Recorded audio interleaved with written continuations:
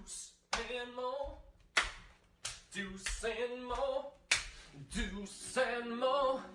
They tell you what they know. Do it for Deuce and Mo, Deuce and Mo. Hey. Do it for Deuce and Mo. When it comes to the Kings, it's my favorite show.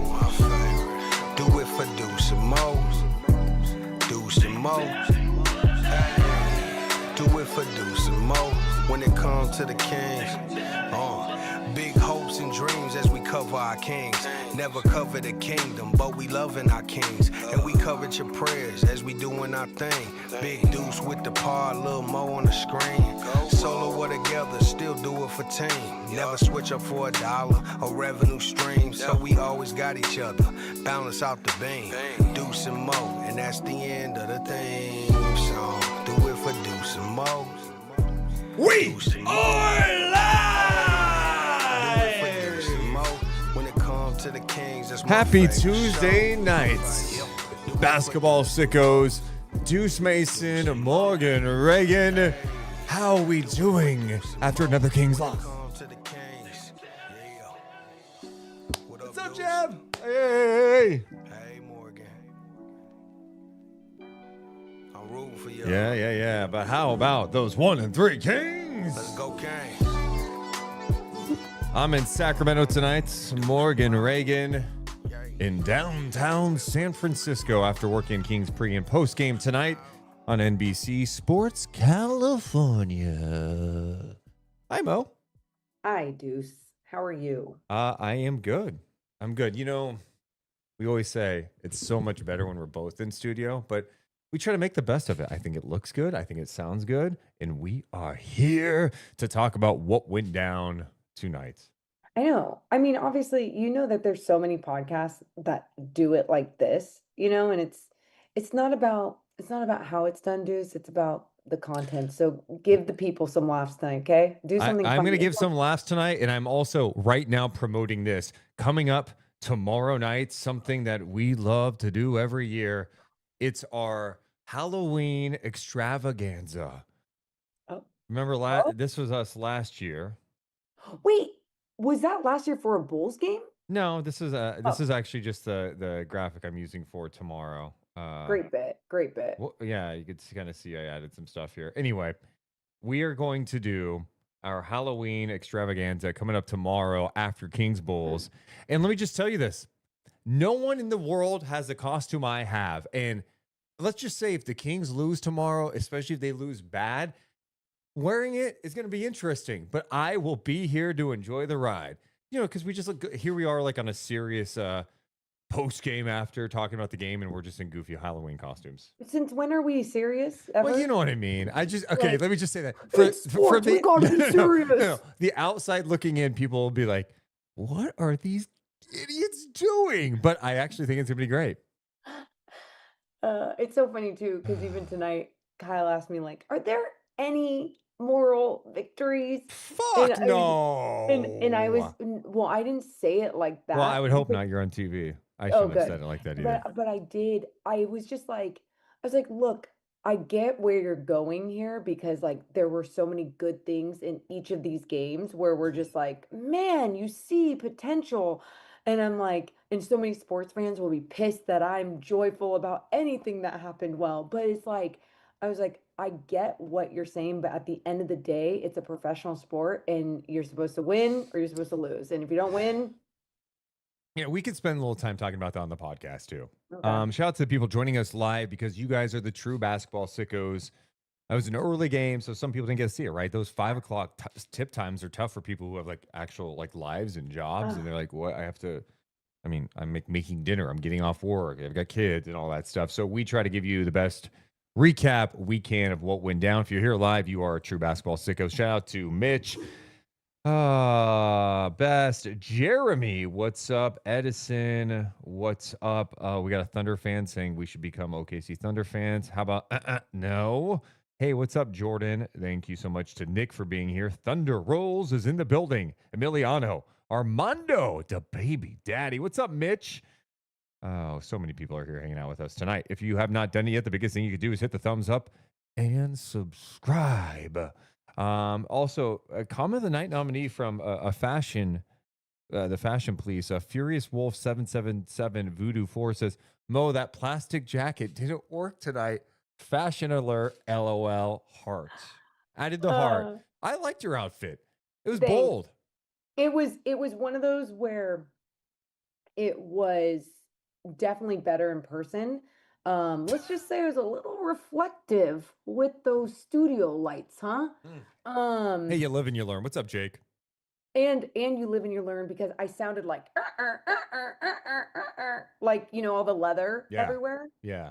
I hear you. So don't worry, I don't own the outfit. It's rented and it is going back to the trash where it belongs. So I'm gonna put a picture up. It looked good in person. I saw Carlin running around. Anyway, all right.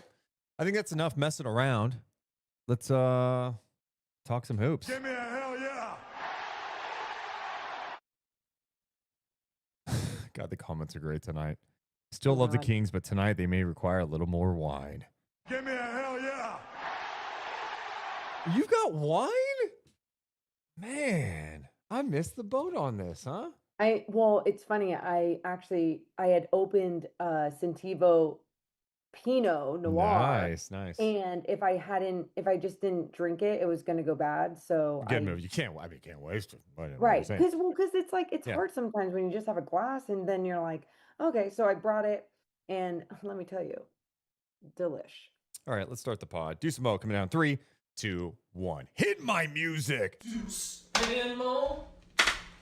Deuce and Mo. Deuce and Mo. They tell you what they know. Deuce and Mo. Deuce and Mo.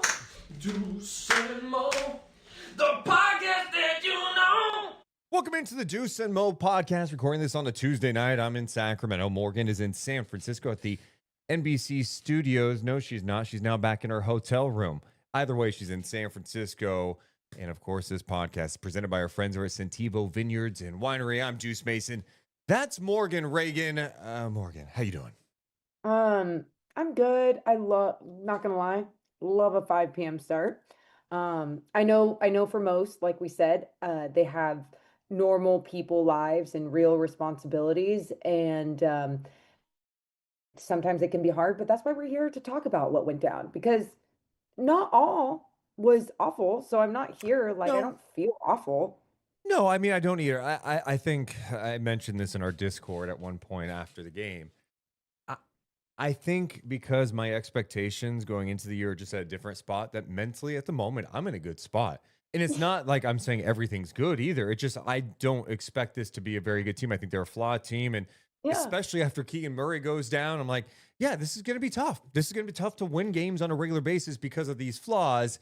And tonight, you had a chance to start a road trip, a 4-game road trip that's really tough in Oklahoma City. Tomorrow night, you got Chicago. That's not going to be easy. And then a couple of more games, including Milwaukee and Denver. But starting in Oklahoma City tonight, a Thunder team that came into tonight undefeated, playing some good basketball, shorthanded. Jalen Williams still out. And then we find out today that Chet was sitting out. So on the surface, you're going, well, maybe the Kings will have a shot if they play good enough basketball. And they had stretches of playing good enough basketball. They had a fourth quarter lead. In fact, they led 97-90 about midway through the fourth quarter after Levine buried a 3. And you're like, okay, maybe they can pull this one out.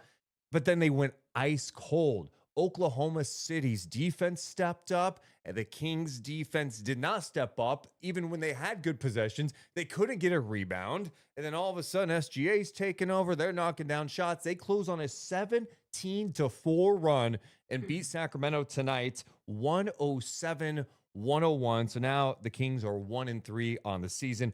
OKC now 5-0. Yeah, I mean, you literally just summarized what went down and was not good in the fourth quarter. And no, it doesn't make me feel any better just because it's the defending champs or the reigning MVP. They know how to OKC has, where they started off the season, they would be behind. They would go into the third quarter, maybe turn some things on. And it wasn't until the fourth quarter they turn their shit on, they Mm-hmm. get it done, they know exactly what to do. And it was like, it was wild because the Kings 3-2 zone was working on them throughout so much of this game. And as soon as SGA said, yeah, I want to turn it on and break it up and attack the gaps, and then everyone else did. And then they were sharing the basketball. Yeah. And then the Kings were like, okay, let me adjust and throw some blitzes. Okay, I'm SGA and I'm going to get rid of the basketball quick and just make shit happen. I mean, it was, if I don't have expectations for the Sacramento Kings this year, but if there is something I expected, it was for SGA and OKC to turn it on. Well, SGA did turn it on, ended up scoring 31 points. He had 9 rebounds, 4 assists in this game, 14 of 26 shooting.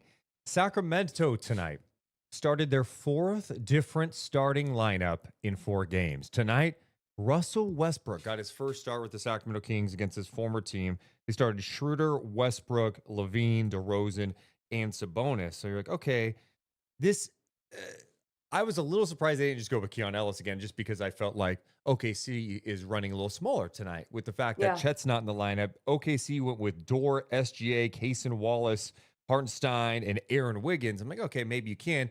Well, Westbrook ends up starting this game and hits 3 threes early. And you're like, oh my God, could it be one of those nights? He had some good moments, but I guess your first thoughts on like them deciding to change the starting lineup yet again. Well, I guess my first reaction processing, I was like, really? What was wrong? You know, what was so wrong with Keon? Just like The foul hand in the trouble, I cookie jar. guess. Yeah. Well, I was gonna say, thank you, Deuce. Hand in the cookie jar, foul trouble, all the things that were going down. They didn't want to see that early on. They wanted a different tone set. And what was so then I'm like, okay, it's that small ball thing that they're going with. But from what we've seen with Russ, he can put a body on anyone, any size, anywhere on the floor. And I just thought they did a fantastic job with putting him in there, having him set the tone from the start. I loved it in so many. I didn't think I was going to love it, but I think what you're seeing with this Sacramento Kings team is what you and I even talked about the other day. We'd almost rather see them play a lot more small ball because you just see them able to run the floor, push the pace, play a style of basketball that there's going to be some matchups and teams that are kind of just thrown off by it because they're used to playing so many bigs, because they have so many bigger players. It's not going to work all the time. And look, it obviously didn't finish things off in the fourth quarter when OKC started putting 2 bigs in there and playing a different style as well. But at the same time, I liked it for the Kings from the start. Yeah, and I think Westbrook has had some nice moments with the Kings. I think the reality is he's going to smoke some layups. And I mean, I said this before they even got him when they were talking about him. Like, you know, it's a wild ride. He's going to make some threes and then he's going to take some that are not good. And tonight he had a good look in the fourth quarter. I think OKC was cool with him taking it at this point and he airballed it, right? Like, I felt like, especially in that fourth quarter, halfway through the quarter when the Kings were struggling, OKC was fine with the guys who were maybe getting shots, right? It was a Sabonis 3. It was a Westbrook 3. Levine passing up kind of a mid-range shot that I think he thought was contested, trying to fire it inside to Sabonis, mishandled. You know, like, it just seemed like nothing was going right at times. And I think one of the big things, I bring up the missed layups, because the paint tonight was a disaster for Sacramento. Oh, yeah. An absolute disaster. Starting with Sabonis, who I thought in the first half, I'm like, okay, they're running things through him again.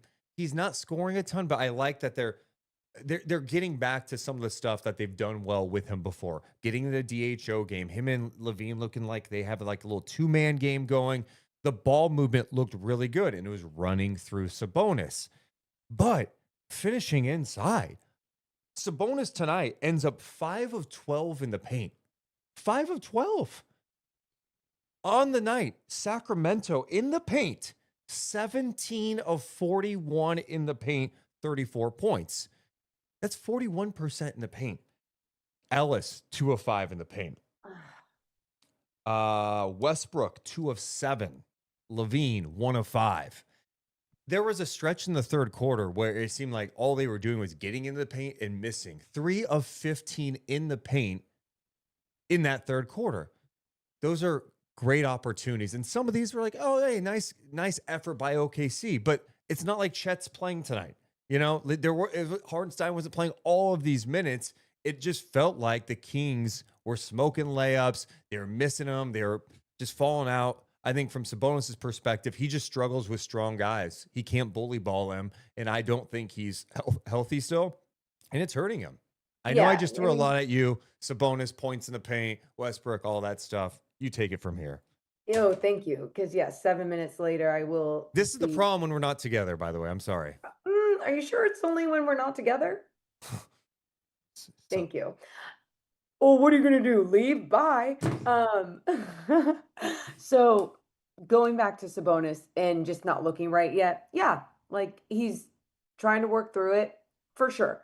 And there's some big moments, obviously, on the boards. What he finished with 18 rebounds or whatever it was. It's like where he just looks dominant. And then there's other moments where it's just not what you need necessarily from a big out there. And I'm glad that there's better moments of him and someone else in the DHO action, specifically Zach LaVine. Like, I feel better about that. But go back to the points in the paint and just like the shots missed. That third quarter alone, you sent me the text. There were 3 of 15 in the third quarter in the paint. And that alone, it's like what we are seeing time after time in the paint, or I'm sorry, not in the paint, in the third quarter.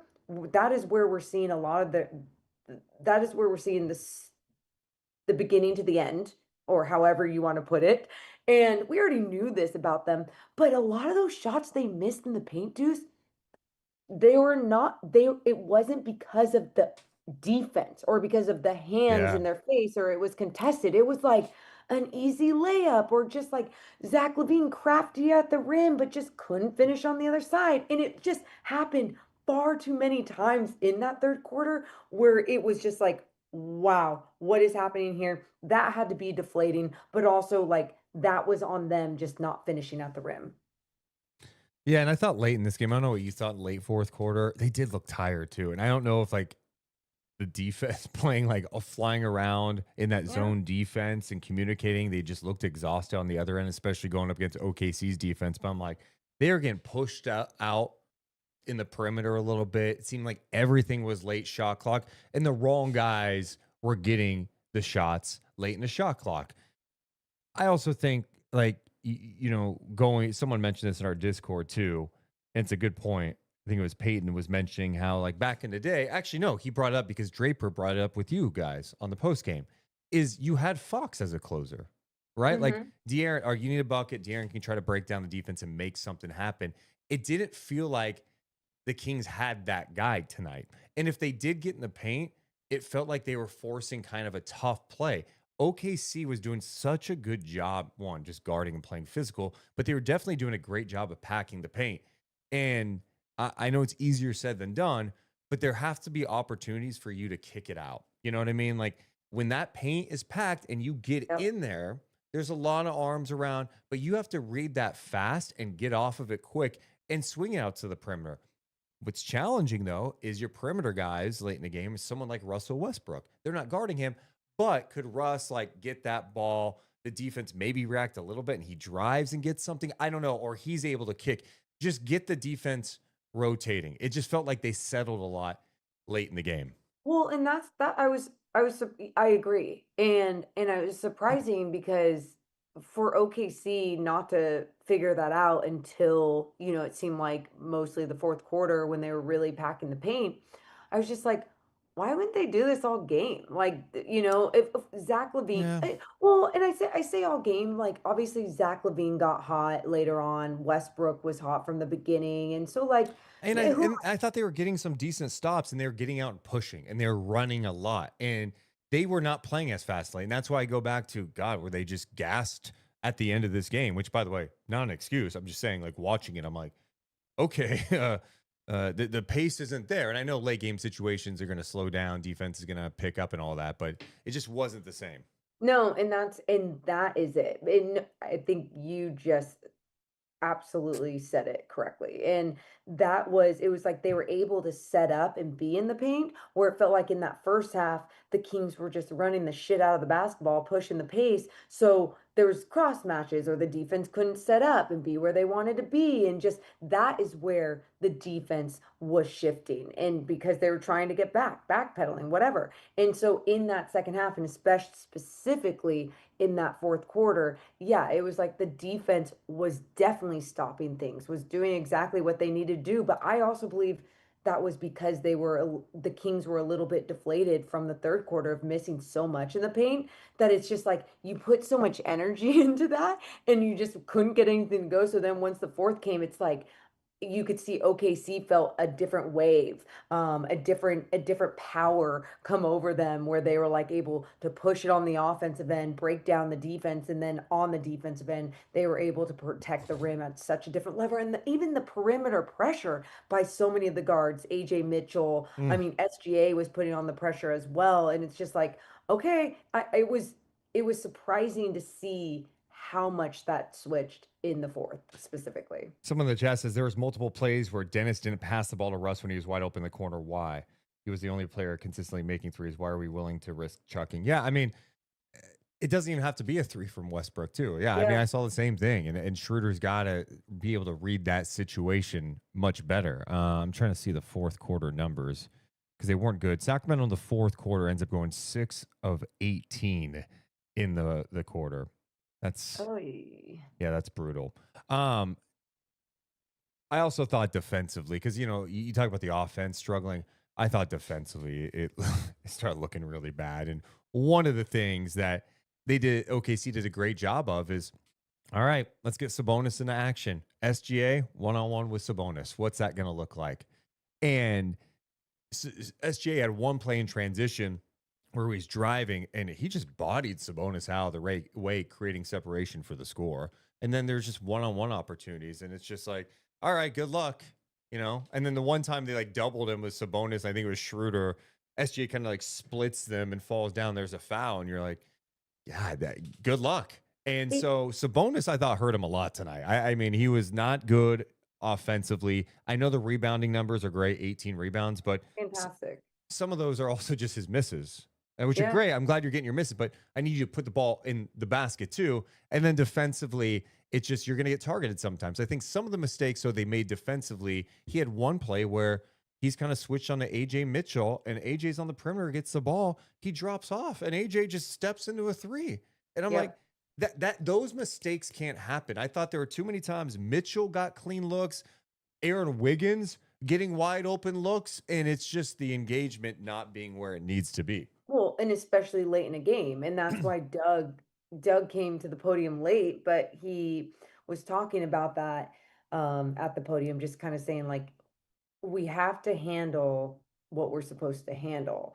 And you know, i- it's it's like we've always said, like good teams can get those things done late in a game, and they don't make all of those mistakes. They'll make some. SGA will make you make some, and on top of that, you'll have someone with so many different breakdowns. Absolutely, but there's too many good individual players that have played at a high level on this roster, on this Kings roster, but just not as a team, but on this roster where like those mistakes happening, it's like you're a veteran. Yeah. You're better than that. You know what not to do. And I think that's why we were seeing such good basketball being played throughout this game for the most part because they were doing everything right when it came to the mechanics. Yes, Sabonis had some of his miscues and his turnovers. Zach LaVine had a few turnovers in the beginning that were Yeah. like, whoa, what the fuck?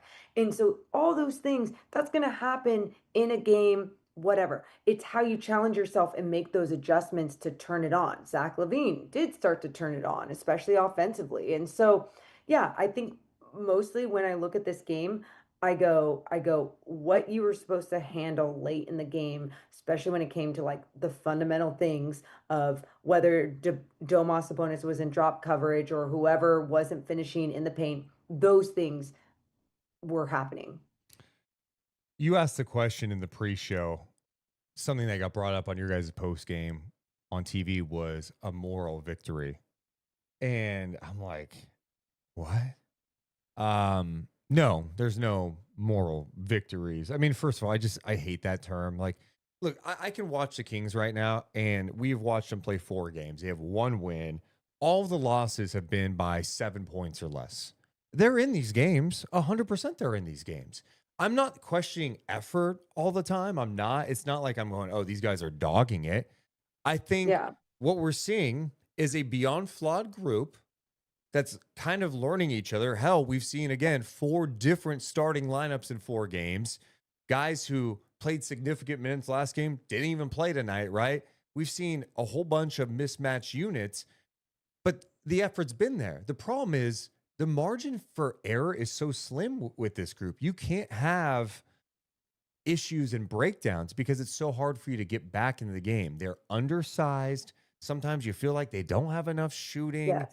Um, they're just flawed. So yeah, I think 4 games in, I'm like, yeah, they've had moments where you're like, wow, they look great. Like the Phoenix game, I thought they had really strong moments in that first half. In the first half. The Utah game, it was kind of like a gritty win. You're like, okay, like there were some Yeah. decent defensive moments. The last game against LA, there were some moments, but they're also just frustrating. That game was so weird and frustrating for so many reasons. And then tonight, like you had good moments. The reality is you're just not that good. And OKC, even without Chet, is just so much better. This is the class of the NBA we're talking about. And like we can spend so much time breaking out what the Kings didn't do, but it's also like, hey, OKC is that good. I don't know what to tell you. You mentioned the term moral victories, and like I'm completely with you when it comes to in sports terms. Like it's a weird thing to really put out there unless I guess you're like in youth sports maybe.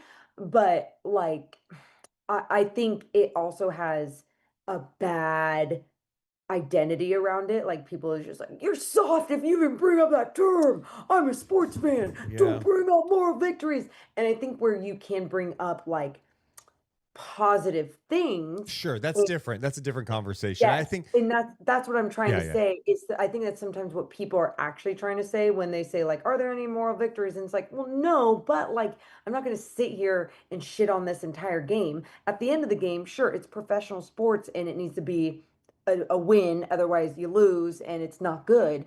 But at the same time, you can look at throughout an entire game and definitely go, "Ooh, this is Yeah. encouraging," or "Ooh, how do you grow off this?" Or if you're just like a basketball, person where you just appreciate good moves or a good game from someone, yes, you can talk about all those things without denying the fact that there was a lot of shit that still happened. I think too for this game specifically, if you had like a young group, let's just say the Kings were in a different spot right now and they didn't have all these vets and they have like Neat Clifford, Devin Carter, Keon Ellis, Keegan Murray, and like, I don't know, Cardwell. And it's late March and they're in OKC and it's like a similar setup and they lose a game like this. We get to the end Yeah. of it, be like, you know what? This is the stuff you have to go through as a young team. And for them to go on the road together, like in a tough environment, play a championship caliber team, like that's good for them. That's great. These lessons can be learned.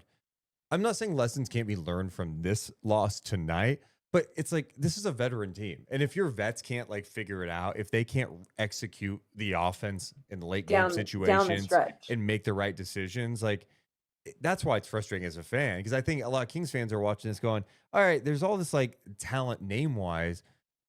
They have all this experience in the league. You would think that like late game situations, it would just be a little better. It just wouldn't fall off a cliff after you lead 97-90 halfway through the fourth quarter and then you just can't score. I mean, Yeah. that look, they scored 4 points. It was 17-4 the rest of the way. 17 Yeah. to 4. In the 17-4, again, Mm. it was like, it's like you said, simple. They just weren't simplifying the game for themselves on the defensive end and the offensive end late in a game. And it's not even like it was a second night of a Yeah. back-to-back for the Sacramento Kings, right? Like that's going to be tomorrow. Like where when you see fatigue happen at times, you're gonna be like, oh shit, this is where the old legs come in, or whatever things that we might see tomorrow. But for this to be the first night of the back-to-back, no Chet, Yeah. and you were playing a style of basketball that just made sense. Yeah. That could have continued to make sense down the stretch. Even if you lost by 1 at the end, but shit, you were doing so many things right, but SGA just like finish it off because that's what he does. Different story, but we don't have that story. The story is it was a huge chunk of that fourth quarter specifically that just wasn't executed by Betts. Yeah. Yep. And in some ways, this from a matchup perspective tonight, this was a great opportunity for the Kings. Chet plays tonight. Good night. Like I don't, to be honest, I don't think this game is close if Chet's playing. I think watching Chet last night too, and just the few games OKC's played this season, he's playing at an all-star level. Like he's doing shit that like you see the growth in his game, him attacking closeouts, how fluid he is with the ball. It's not just catch and shoot threes. He's coming off screens, knocking down threes. And then like what he does defensively, like, God, this guy has taken a little bit of a leap. And if he could stay healthy, look out. He didn't play tonight. So the point I'm making is the Kings, who had to, rule out so many small lineups, they even play Isaac Jones tonight, didn't play Cardwell. Yeah. Like this was almost perfect for them because OKC didn't have their same size. Like they played Hardenstein, they played Jalen Williams backup. You mentioned it too. They went with a too big look once, which I actually thought was pretty creative by Dagnall. Like, I agree. Hey, let's go ahead and put Carlson in there and just add some extra size with Jay Williams. Like this is the time to do it. So yeah, I just thought this was one of those games for Sacramento where they had a good matchup to potentially win. What did you think about Doug not playing those bigger guys? Like, how did you feel about like the I guess the rotations tonight? How did you feel about that? I actually liked some of the rotations, especially in the first half. When I saw Devin Carter come in early in that first quarter, yeah, he came in at the 3:06 mark. I'm like, whoa, because Devin was not good against the Lakers. He comes in with the foul on, Reeves has the offensive foul, and it was like he wasn't ready for that moment. I thought tonight, I thought he gave him some good minutes. I was actually surprised they didn't play him in the second half. Like they didn't play him at all. You know what? Did they play him? They put him at the end of the third quarter. Okay. The final 22 seconds. Yeah. So pretty much did not play in the second half. I was fine with it in this regard, but I also just think you're gonna have to play some size at some point, and you got to allow guys to kind of figure it out. Like Isaac Jones has got to play some minutes for this team. I don't know if he's going to last in the NBA long term as a rotational guy. I don't know. We there's such a small sample size from last year, his time in Stockton, and then this year, he's really got no leash. He's not playing. Yeah. But I think you need him. I thought one area you talk about the rotation. I look at someone like DeMar DeRozan's minutes coming into tonight, averaging 38 minutes a game. He only played 33 tonight. That was an improvement. So I like the fact that Doug leaned more into other guys because you're going to have to. Like at some point, Neat Clifford's going to be back. And then at some point, Keegan's going to be back. Good luck figuring out the rotation then with all these guards when you got Westbrook and Monk and Keon. My priority is I need Keon to get minutes. I want Neat getting minutes. I want Keegan getting opportunity. I liked Keon's minutes tonight too. Keon was great tonight. I mean, he wasn't great tonight. He had some great moments tonight. I saw defensively, deflections, steals.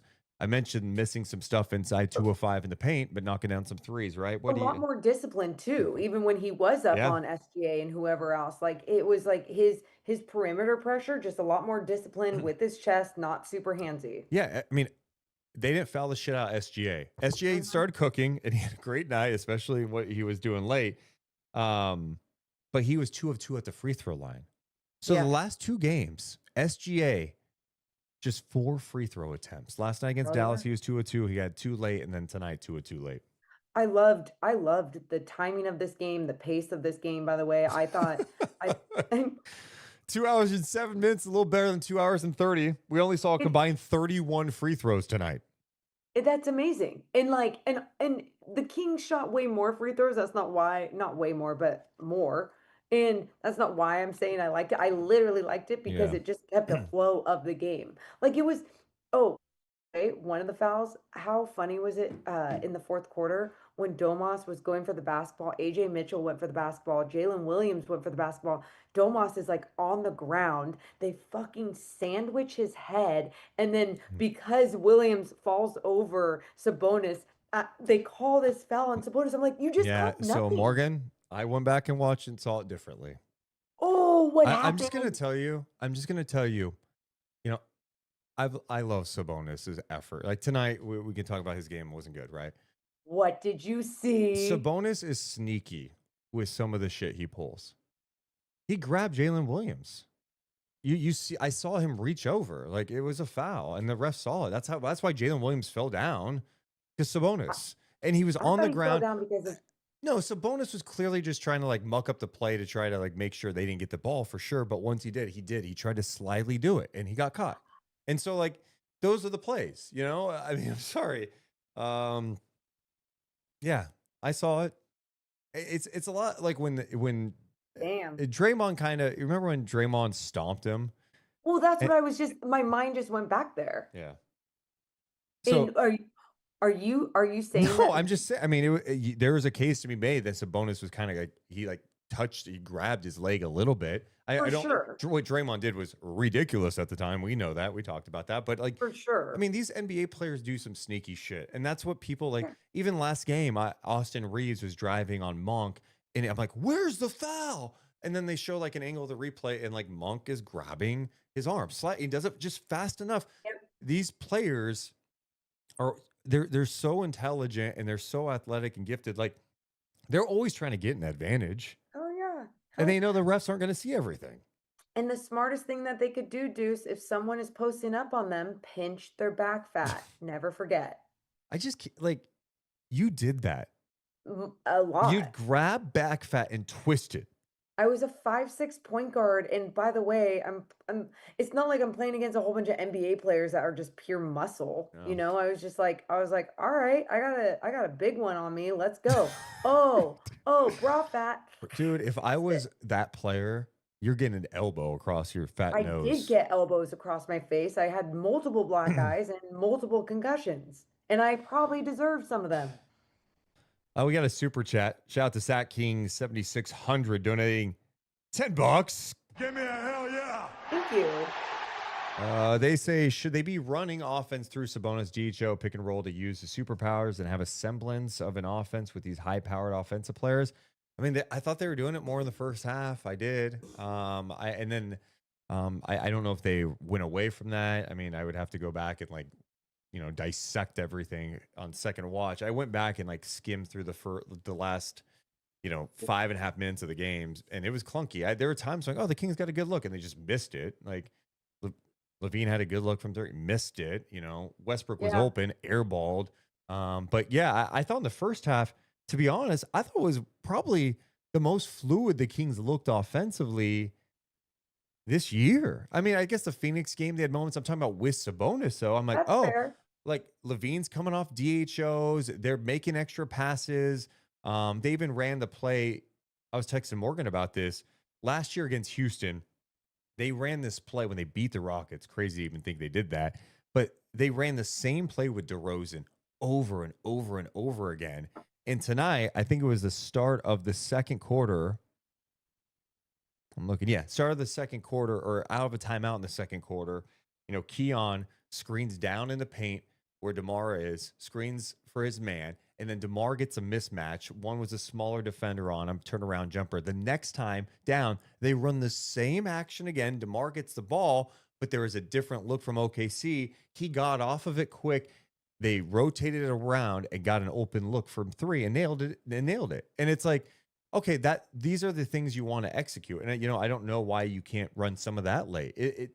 I guess to their point in the chat, it's like maybe they overthinking things, and OKC's pressure was too much late. But man, I'll run that action. But the Sabonis stuff that he's referencing or they're referencing is accurate. Like they ran a lot more of that stuff in the first half. Things seemed, like you said, fluid, a lot more connected. Mm-hmm. We talked a little bit about that as well after the game, where just like it seemed right.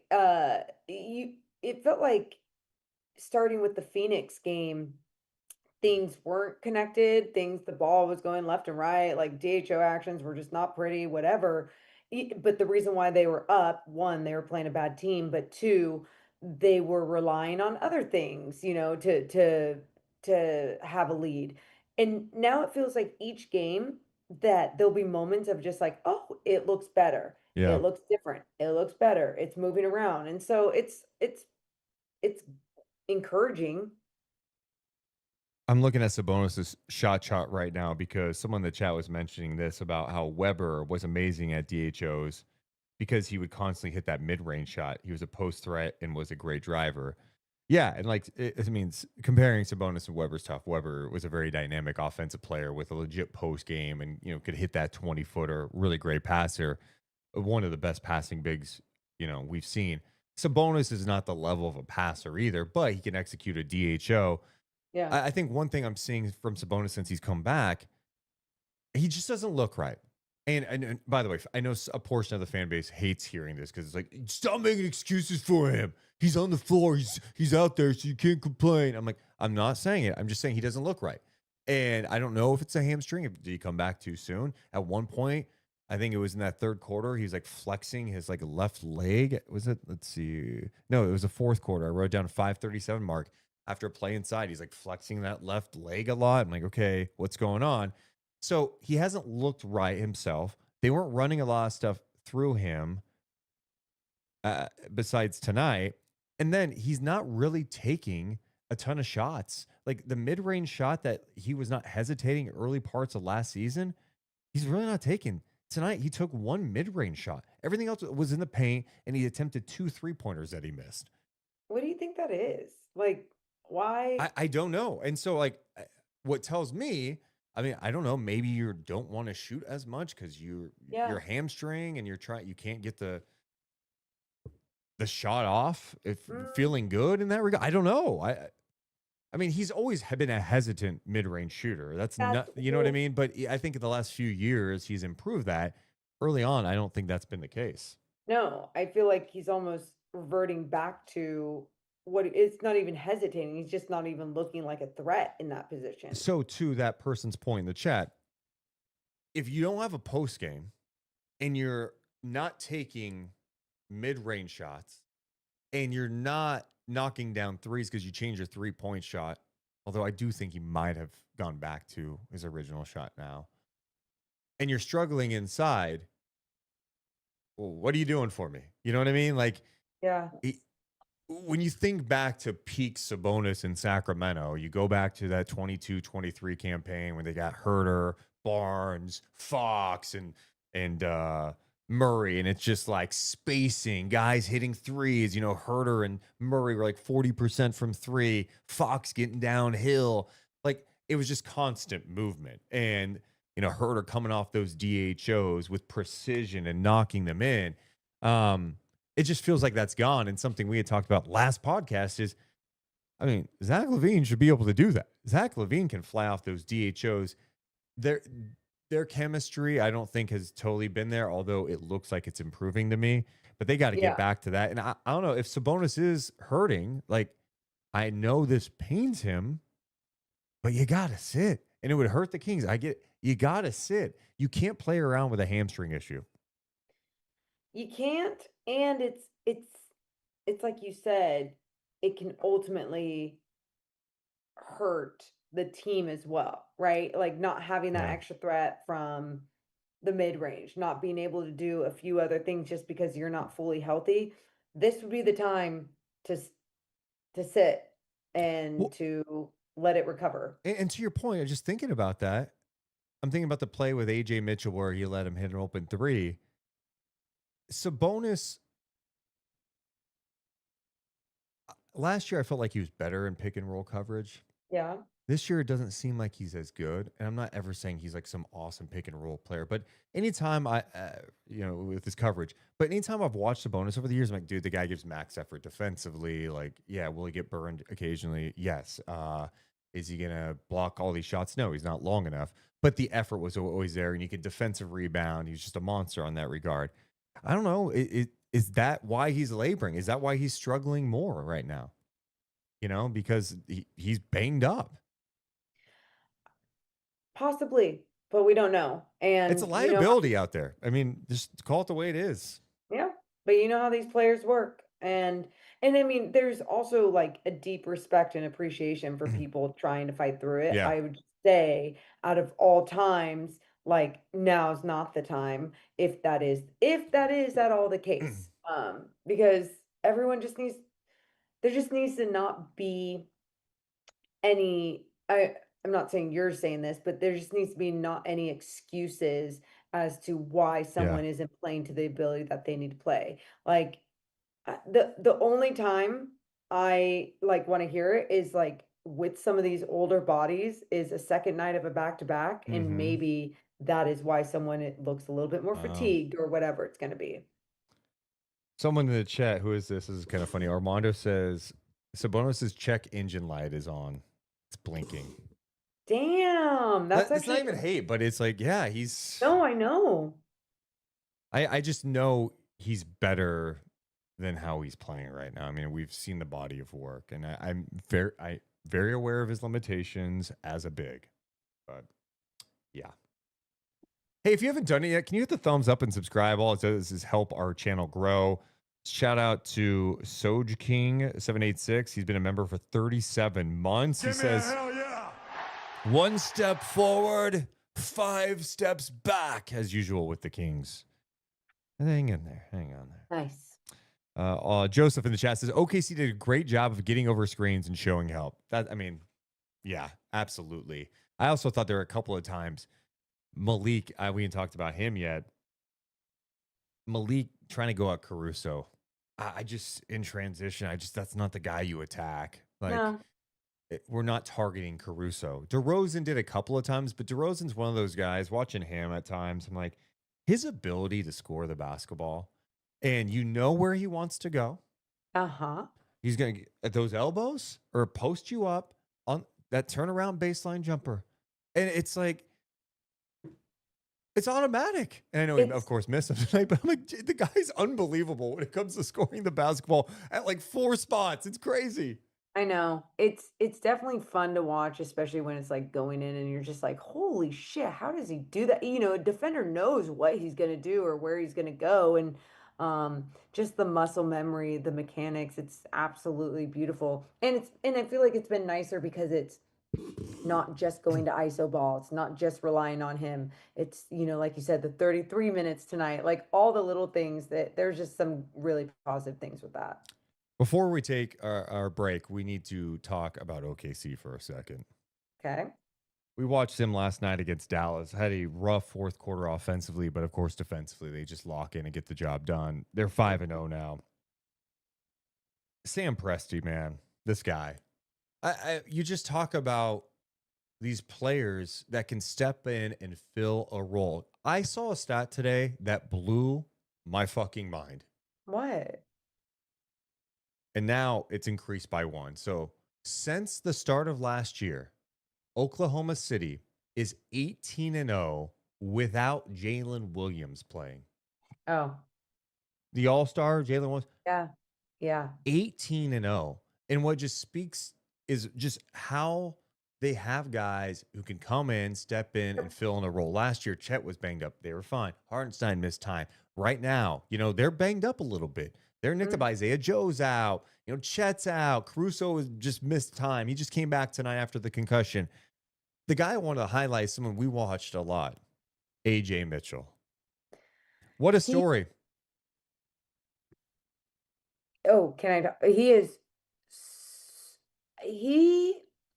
I love watching him play. Last night, specifically against Dallas, his minutes are just so impactful. The next man up mentality is like not just a cliche thing with OKC. It's like a for real, this is how it works. Tonight against the Kings, he had 2 threes. Oh wait, I'm sorry. 3 threes. He was 3 of 7, 18 points. Ended up with 5 fouls, but just being super active, super aggressive, whatever. But from last night to tonight, like he goes at 1 speed. He is able to come off the bench and do so many things on both ends of the floor, moving with the basketball, his ball handling, get to his spots, whatever you need, whatever you need. He just puts his head down and works.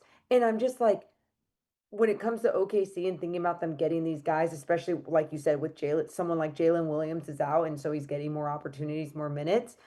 Um, it goes to the organization and how they evaluate talent and hardworking players, and AJ Mitchell is one of them. AJ Mitchell, second round pick out of UCSB, Santa Barbara, the Gauchos. And he plays, 36 games, I think it was his rookie year, dealt with, I think it was turf toe. And this year, I mean, he showed some little bit of flashes, but you just don't know.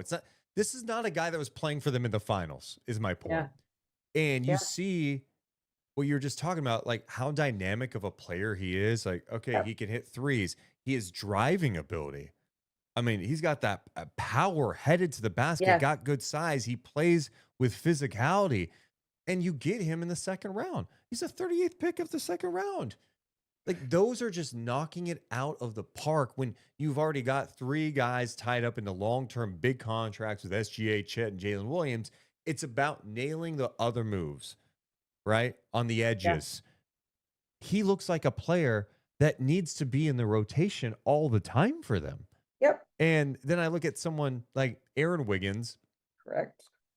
who, again, another late second round pick, who's just like a spark plug. It's like, what do you need from him? You need him to come off the bench. He can fill it up, and he has moments where he can just take over games.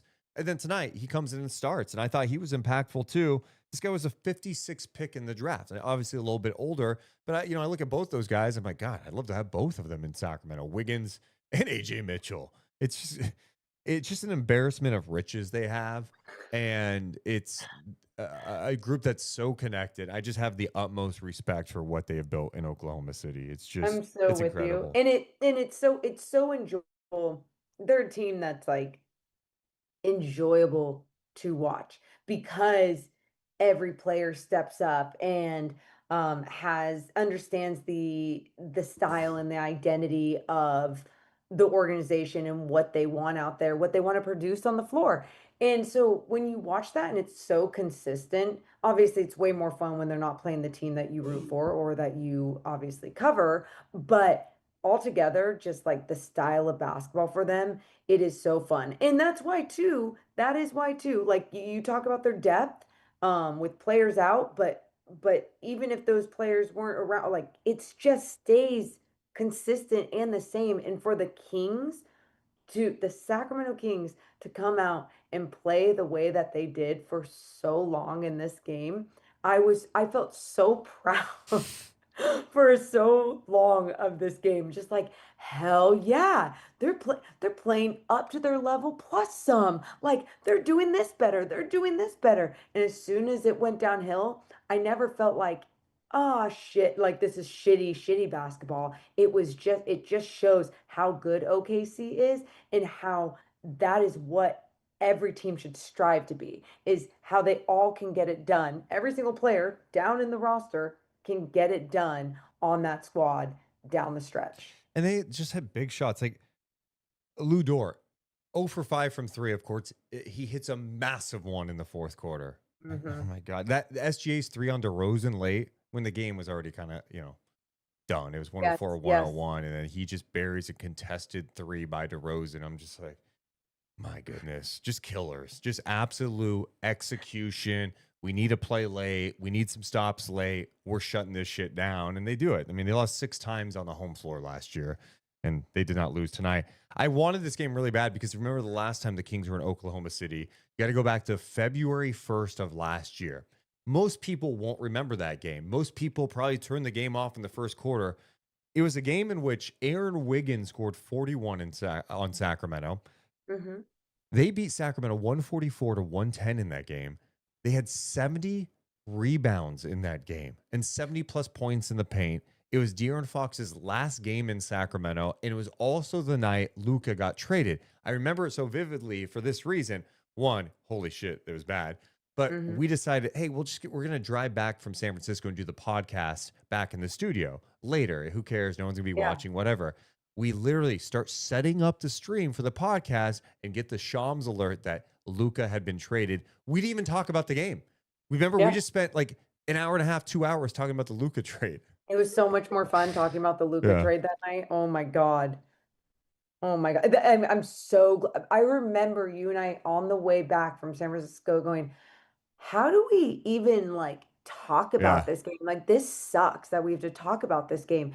And yeah. And so it was nice just talking about an iconic crazy trade. Do you have anything else specifically on this game you want to touch on that we didn't hit?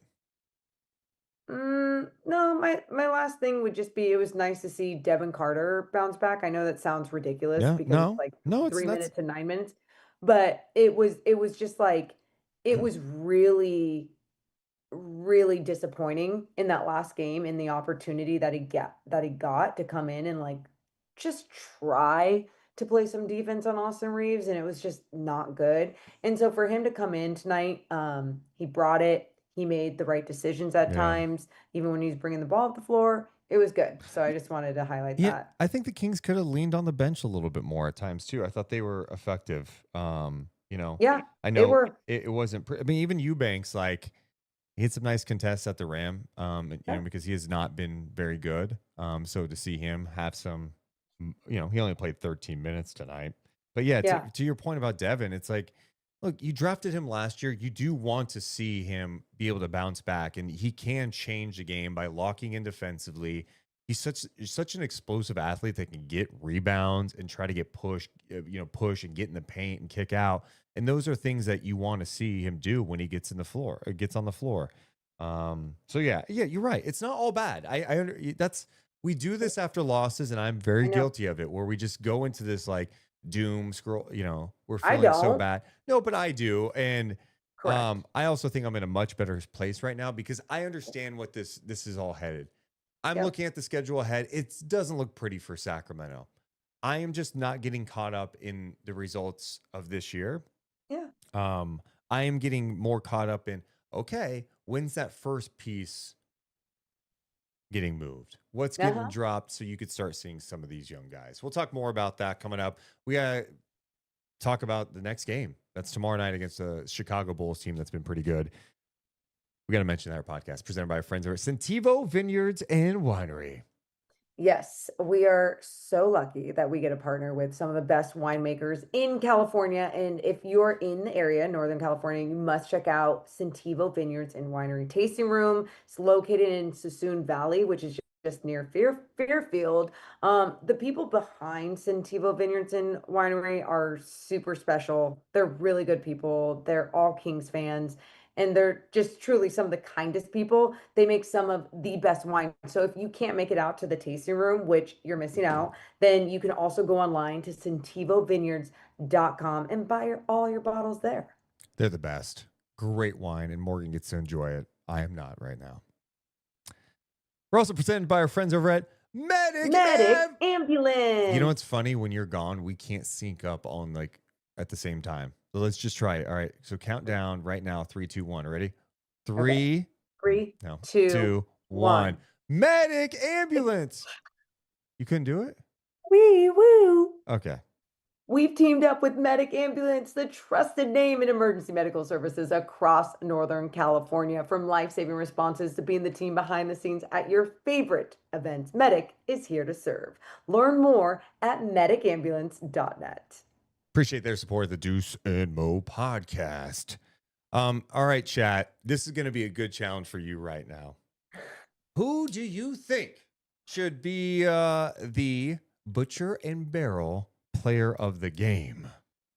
Do you oh, of course, I'm asking you if you have yours. Duh. You're the one that gets to lead this whole thing. Last time we went with Austin Reeves because he dropped 51. Okay.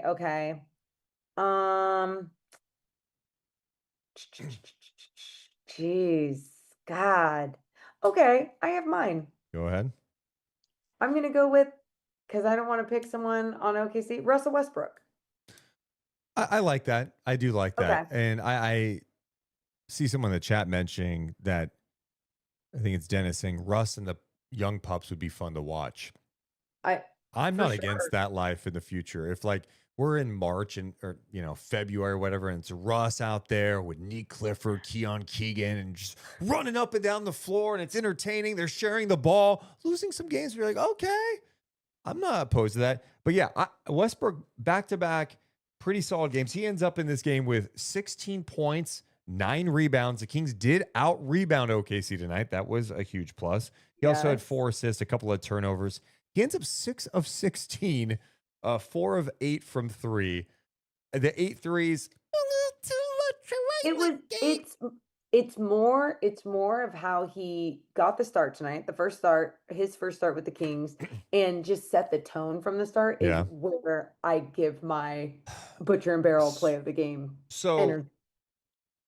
why do you think he struggles so much in the paint? Like at the rim. He was, I I don't believe, 2 know. of 7 at the rim tonight. And this is nothing new. It's because he's such a supreme athlete. I I know know. he's not 22-year-old Russ in OKC now jamming on people in transition. He could still dunk, right? Can you just not get up and jam it on somebody's head anymore? I don't think so. I think and I don't know. I mean, I could be totally wrong about Yeah. that. I could never dunk the ball, so I don't know actually how that feels or Yeah. like what that type of power actually takes. But I know finishing at the rim, like sometimes it's just a focus thing, especially when you're fast and athletic and get up and like staying under Yeah. control and knowing exactly how you want to hit it off the glass or how you want it to be a floater. And so I think, yeah, it's just something that we've seen throughout his career, especially toward the end. I've enjoyed him on the Kings so far, and I'm not under anything. You know my expectations for this year. I'm like, this is like kind of a holding pattern where you've Yeah. got some contracts you can't really move right now. So how do you maximize the value of some of the guys and be able to move it and kind of tinker? I think Westbrook's energy has been fun. I think he's probably helping the young guys. If you're gonna have an ugly year that's like, ugh, Okay. I might as well be entertained. Wait, so is he your butcher and barrel player of the game too? He is not. Oh, Sorry. Butcher and barrel player of the like, game for me. oh, SGA. 31 points tonight, Morgan. 31 points, 9 rebounds, 4 assists. He didn't get 31 points by taking 20 free throws. no. He was 2 of 2 at the line tonight. 14 of 26 shooting, just 1 of 5 from 3. He missed some stuff early, but definitely got it going late. 31 points, 9 rebounds, 4 assists. Some great execution down the stretch by the reigning most valuable player. He's our Butcher and Barrel player of the game. You got to go to Butcher and Barrel before Kings game, just a block away from Golden One Center, Morgan. Yeah, right across the street. Make sure to go. It's 30 seconds away, and they have not only just an amazing bar with delicious drinks, but all their food is absolutely superb. It's elevated dining. Every bite is amazing. So But good. if you head there before a game, they have game day deals. It's a Wagyu burger, a shot, and a beer for only $38. Woo. So make sure, I know, and we've already had so many people come up to us and be like, "Oh my God, that burger's so good." Yes, it's not just like your normal burger. It's such a great experience too because there's so many Kings fans that are in there as well before games. Make sure to go check them out. Appreciate their support of the Deuce and Mo podcast. Next up for the Sacramento Kings, the Chicago Bulls. Zach LaVine in Chicago for the first time since the trade. That game tomorrow, back-to-back for Sacramento. Bulls team that is undefeated right now. They've been playing some really good basketball, Morgan. I watched their game the other day when they played Orlando, and their bench unit just came in and executed down the stretch and beat Orlando. Crazy. They're fun, and this is a team that is getting up and down the floor right now. They're defending. I know it's early on, and we probably shouldn't even mention defensive ratings this early on, Yeah, but I'm going to do it just for kicks. might as well. You ready for this? Yeah. Right now, OKC is number 1 in defensive rating. Number 2, Chicago. Ooh, I mean, they've got some length. They've got some big guys. Yeah. Obviously, it's connecting on that end of the floor, which is Yeah. super impressive. Kevin Herter's been playing well for them. Kevin Herter, Off the especially, you bench? just mentioned it, the bench and coming off the bench, he's been doing a great job. Josh Giddey, not only is he still dropping dimes, but he's crashing the boards, Deuce. Mm-hmm. He's a guard that loves to just dive in there. And so it's not just about the, the bigs, whoever else is down low to put a body on Yeah. someone. I mean, you got to make sure if you're the guards too, you're doing the same thing because they'll crash. Yeah. So that's going to be a tough game on the second half of back-to-back against a Bulls team that's playing some good basketball. But for Levine, like going back, even to DeRozan, I know he's been back already, but like there's still going to be emotion there for Yeah. Levine. It'll be fun. It'll be fun to see how that one plays out. I think for Sacramento, you're like, you got to try to hit. That's the one you probably look at the next few I go, know. get this one. Oh, I have one more for you. What's your one more? What's our J Street Dental moment of tonight's game? We have the same moment. I'm not going to spoil it yet. Okay. I want the chat. Okay. I want to know like what the moment of tonight's Kings Thunder game. It's presented by our friends over at J Street Dental Group. They're amazing. I've been going to them for years. Just a nice place to go and make sure you take care of your health. My gum health has definitely improved since going there. They just know everything, and they're enriching lives and enhancing smiles. Head to jstreetdentalgroup.com, but you can Yes. also check out their sister office, Sacramento River Dental, if that's more in your area. They're all run by amazing, sweet people. And they're like all Kings fans. They're just great. I love the chat because they have the answer. No. Shout out to Armando and our guy Peyton bringing this up. The Monk behind the back pass. The Monk spin behind the bounce pass. Yep. Bullet to Westbrook. Was that just unbelievable? And it was Deuce. The ball movement from the start, Oh it was my getting God. swung around. It wasn't sticking. I always go, it wasn't sticking. And Malunk. You just combined Malik and Monk. That's awesome. Malik did an awesome job of attacking, seeing Rustbrook. Jesus. Rustbrook and Malunk. Yeah, you got it.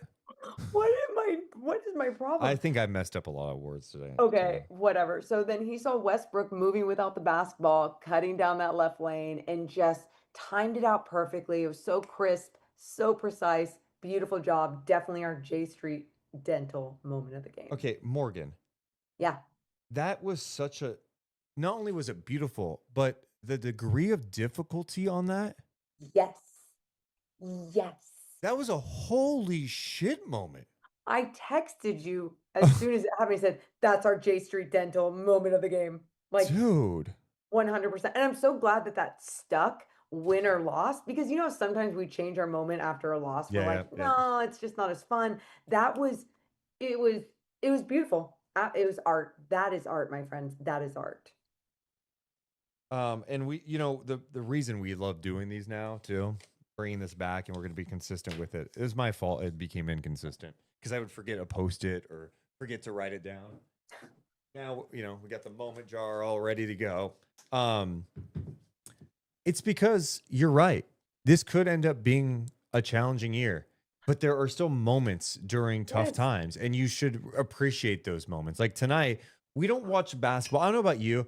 I don't watch basketball to be miserable. And I know some fans are like beaten up and hurt over the years. And there's just some fans who are just like, they just hate life, right? They want them. There's a portion of the fan base who wants them to lose, but then gets mad with the way they lose. And like, you just can't make them happy until they win championships. That's fine. There's all these different types of fans. Mm-hmm. But I cannot just be the person that just is miserable watching games. Am I getting frustrated when things go wrong like tonight? Yes. Yeah. But there are still moments in the game that you're like, dude, that was fucking fun. What else am I watching for? I mean, think about it. Our last moment of the game, last game, was Austin Reeves cooking everyone. So, like, even sometimes when it's not specifically like the team that you root for, if you're spending hours watching this beautiful game that is being played by so many talented human beings, like, yes, remember these moments and go back to these moments and cherish them because it's so cool that we get to witness them in time and especially one day going back and being like, I watched that person live or I remember that season for them or, that was a shitty season, but man, did he play good. So, anyway. Taco in the chat says copium. Yeah, I mean, I don't think so. That's the other thing that a portion of fans do. Because you say something positive, that means you're like, oh no, this is how I cope with it. It's like, no, it's not. We're not because Malik Monk had an awesome behind the back bounce pass tonight to Westbrook. I'm not sitting here going, everything's good, man. It's just I'm also not going to come on and do a podcast after every single game and just be upset. There are going to be moments where we're going to be upset, but I'm not going to do it, especially game 4. My whole approach to doing this podcast with Morgan is we're going to be fair. We're going to be critical. We're going to laugh. Sometimes we cry. We've done that multiple times, not necessarily about the Kings, but we are just going to be ourselves. So, yeah, I hope you enjoy the ride with us, no matter what. Hell yeah.